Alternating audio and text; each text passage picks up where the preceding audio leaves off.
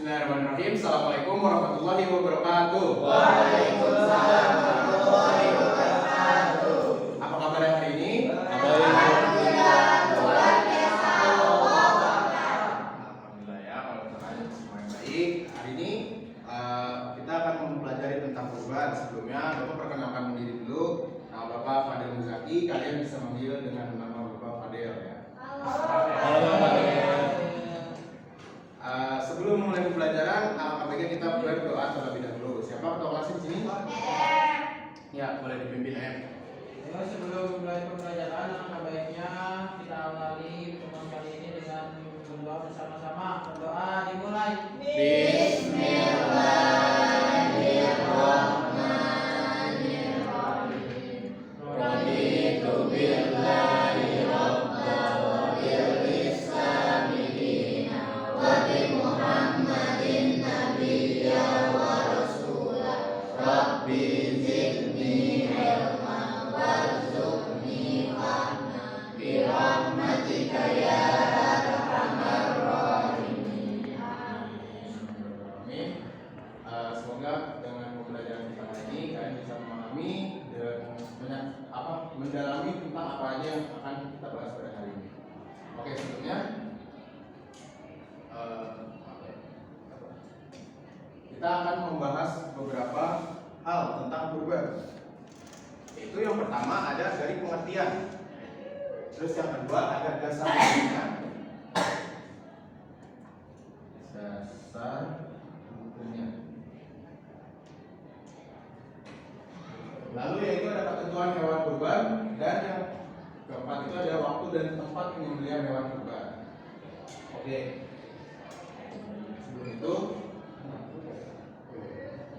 Sebelum itu, kalian udah ada yang tahu belum tentang kurban itu apa? Belum, Pak. Potong. Oke, jadi kita membahas tentang pengertian kurban dulu ya. Jadi kata kurban itu berasal dari bahasa Arab, itu yang dari kata qoroba yaqrobu qurbanan. Yang berarti apa? Yaitu yang berarti dekat. Maksudnya mendekatkan diri kita kepada Allah Subhanahu wa taala dengan mengerjakan perintahnya. Lalu sedangkan dalam pengertian syariat, kurban ialah menyembelih hewan ternak yang memenuhi syarat. Nah, syaratnya apa? Nanti kita bahas di selanjutnya. Syarat tertentu yang dilakukan pada hari raya Idul Adha dan hari tasyrik, yaitu pada tanggal 11, 12, 13, 14 dengan semata-mata untuk beribadah dan mendekatkan diri kita pada Allah Subhanahu wa taala. Jadi tadi pengertiannya adalah dari kata qoroba ya.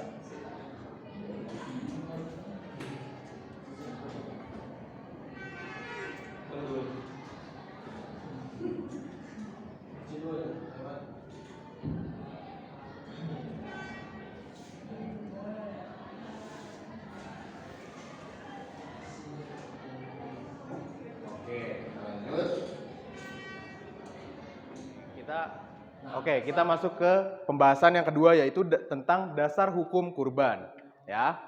Lalu bisa dilihat di sini, jadi hukum kurban hukumnya sunnah muakkadah bagi orang Islam yang mampu ya. Nah, lalu hukum kurban bisa menjadi wajib jika dalam bentuk kurban karena nazar ataupun janji ya. Kalau misalkan kita punya nazar ataupun janji yang ini kan berdasarkan untuk kurban, berarti kita harus menunaikannya, wajib. Nah, di sini ada salah satu hadis, kita baca bareng-bareng ya. Diikutin. Bismillahirrahmanirrahim. Bismillahirrahmanirrahim. Qala Rasulullah sallallahu alaihi wasallam. Man wajada sa'atan walam yudhi fala yaqrabanna musallana. Rawahu Ahmad. Sekali lagi ya. Oke, bismillahirrahmanirrahim. Qala Rasulullah sallallahu alaihi wasallam. Man wajada sa'atan walam yudohi fala yaqrabanna musallana. Rawahu Ahmad. Yaitu dari Rasulullah SAW bersabda, barang siapa yang memiliki kemampuan tetapi tidak berkurban, maka janganlah dia mendekati tempat sholat kami. Hadis riwayat Ahmad. Nah, kebutuhan hewan kurban. Jadi di sini ada apa aja nih ya? Jadi di sini ada 4 ya. Jadi nggak sembarangan hewan kayak hewan ternak memang banyak, cuman nggak semua bisa dikurbanin. Contohnya kayak apa? Unggas, ayam, bebek. Soalnya kan nggak bisa dibagi dengan porsi yang banyak atau enggak akumulasinya yang banyak gitu. Kalau ayam dibagi sampai 50 orang kan juga nggak dapat. Sampai daging-dagingnya juga tulangnya kan juga paling sedikit hasilnya. Lalu, Pak, di belakang Pak. ya silakan. Oke, untuk yang pertama yaitu ketentuannya ada unta berumur 5 tahun memasuki 6 tahun. Nah, ini untuk unta. Karena kan di Indonesia kan unta kan jarang ya, ada yang kurban unta gitu misalkan. Jadi kalau misalkan kita mau berkurban ada unta gitu, misalkan kita lagi di mana gitu, di Arab misalkan kita mau kurban. Harus adanya cuma unta, jarang sapi, jarang kambing gitu. Cari yang bobotnya 5 tahun dan memasuki ke usia 6 tahun. Lalu kalau untuk sapi dan kerbau berusia 2 tahun memasuki tahun ke-3. Lalu yang ketiga untuk kambing sama berusia 2 tahun memasuki ke 3 tahun. Dan untuk domba agak berbeda sedikit yaitu 1 tahun dan akan memasuki usia ke 2 tahun. Nah, jadi kalau misalkan kita mau membeli hewan kurban, kita harus memperhatikan dulu apa aja yang menjadi ketentuannya. Ya, contohnya kambingnya harus sehat, ya kan? Yang pasti deh tuh, yang masih kokoh, yang masih berdiri tegak, tidak cacat di kaki, mata, dan buta lah. Kalau misalkan kambing yang buta, kayak jalannya tuh kayak nggak lurus gitu, kayak babi ngepet misalnya. Kan jadinya nggak lurus gitu. Nah,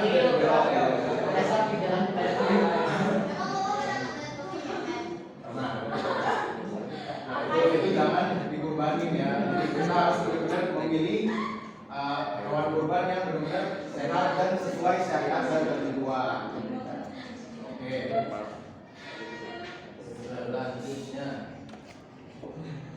Nah, ini waktu dan tempat penyembelihan. Jadi waktu yang sah untuk menyembelih hewan kurban adalah pada hari raya Idul Adha, yaitu tanggal 10 Zulhijjah setelah sholat Idul Adha. Dan pada hari tasyrik tadi tanggal 11, 12, 13, 12 Zulhijjah.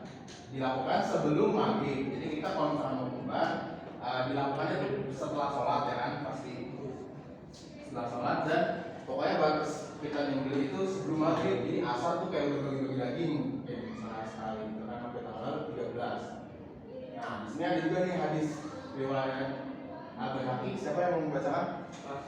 Ya, silakan. Bacakan ya.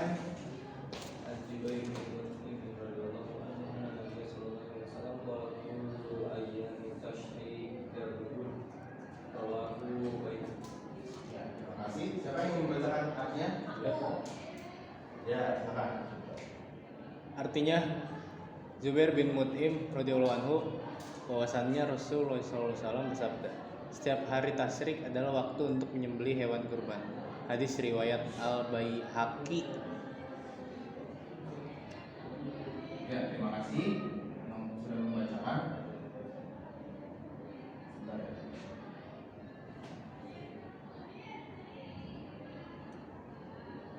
Nah, ini jadi tadi kan sudah dijelaskan ya di dalam hadis menurut Zubair bin Mut'im radhiyallahu anhu bahwasanya Rasulullah bersabda setiap hari tasyrik adalah waktu untuk menyembelih hewan kurban. Nah, tempatnya di mana? Tempat menyembelih sebaiknya dekat dengan tempat pelaksanaan sholat Idul Adha. Jadi kan kalau misalnya di masjid kan biasanya ada lahan parkirnya ya. Nah, itu mungkin bisa buat penyembelihan hewan kurban. Atau enggak kalau misalnya masjidnya kayak dalam kayak nggak ada parkirannya, itu boleh kayak belakang gitu. Jadi nggak harus banget di tempat sholat. Misalnya kalau yang udah memadai, mendingan di lapangan MPL. Oke, Bapak ada tayangan animasi tentang kurban ya. Disimak baik-baik ya. Kurban. Kurban adalah ungkapan rasa syukur kita dan salah satu bentuk kegiatan untuk mendekatkan diri kepada Allah Subhanahu wa Ta'ala, serta merupakan bukti kesungguhan kita dengan menyerahkan segalanya kepada Allah Sang Pencipta. Seperti kisah Nabi Ibrahim alaihissalam yang mengikhlaskan putra satu-satunya yang sangat beliau cintai, yaitu Nabi Ismail. Dengan perintah Allah, maka beliau rela untuk mengorbankan putranya tersebut. Hal ini tentunya merupakan wujud dari menyerahkan dirinya kepada Allah Subhanahu wa Ta'ala. Namun, dengan keikhlasan beliau, ketika Nabi Ismail mau disembelih, dia digantikan oleh Allah dengan seekor domba. Hewan kurban. Hewan yang bisa dikurbankan seperti yang disebutkan dalam surat Al-Hajj ayat 30. Dan bagi tiap-tiap umat telah kami syariatkan penyembelihan kurban, supaya mereka menyebut nama Allah terhadap binatang ternak yang telah dirizkikan Allah kepada mereka. Maka Tuhan menyalah Tuhan yang Maha Esa. Karena itu berserah dirilah kamu kepadanya dan berilah kabar gembira kepada orang-orang yang tunduk patuh kepada Allah. Dari ayat tersebut, hewan yang dapat disembelih dengan ibadah kurban adalah dari jenis bahimatul an'am atau hewan ternak. Dan ketika melakukan penyembelihan disyariatkan agar menyebut nama Allah. Untuk jenis hewan ternak yang disyaratkan dalam kurban seperti kambing, sapi, unta, kerbau, dan domba. Penerima daging kurban. Ada 3 objek peruntukan daging hewan kurban. Yang pertama, disunahkan dimakan oleh yang menyembelihnya. Kedua, dihadiahkan ke kerabat, tetangga, dan sahabat. Dan yang ketiga, disedekahkan kepada fakir miskin.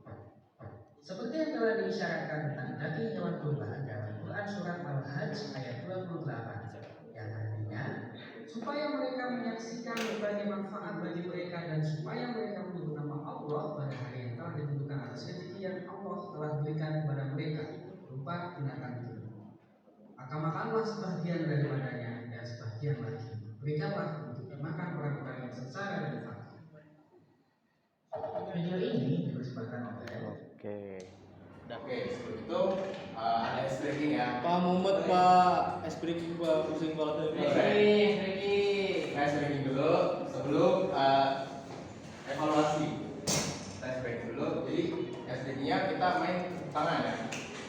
Jadi kalau misalkan Bapak bilang tepuk satu kali ya. Kalau untuk Bapak bilang tepuk 2, tepuk 2 kali. Oke, kalau untuk tepuk 3 berarti tepuk tangan 3 kali. Oke, itu kita selanjutnya. Oke, kita tes.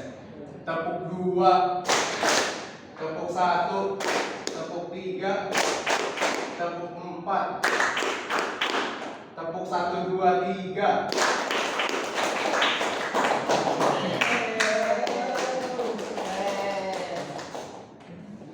Oke, selanjutnya kita akan di ujung pembelajaran kita akan mengadakan evaluasi untuk teman-teman agar lebih memahami tentang apa yang tadi sudah kita pelajari kali ini.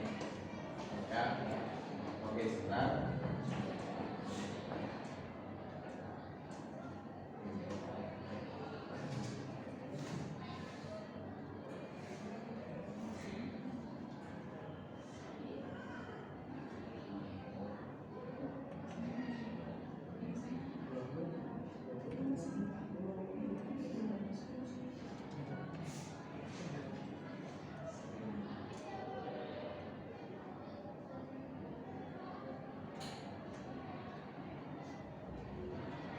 Kalian pada bawa HP semua kan? Di Google Form ya kita isi. Nah, udah ada di grup ya. Boleh Bapak kasih waktu sekitar 5 menit. Kalian boleh isi evaluasinya di Google Form ya. Ini udah ada di grup.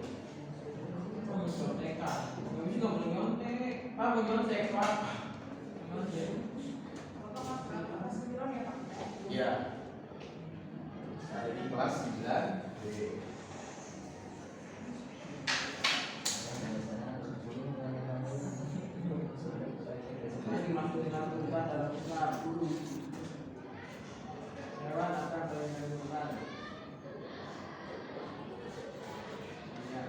Pak, permisi Pak, saya mau nyatet Pak. kita ya.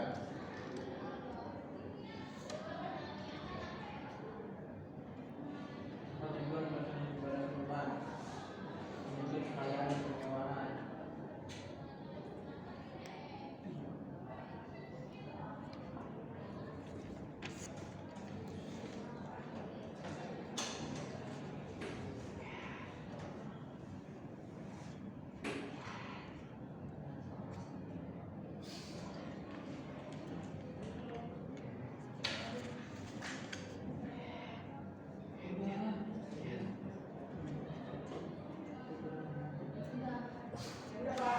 Ya. Jadi pamit. Pamit.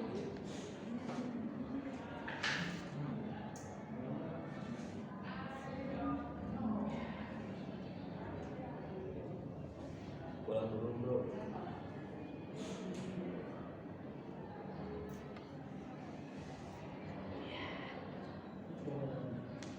Oke, kalau sudah semua?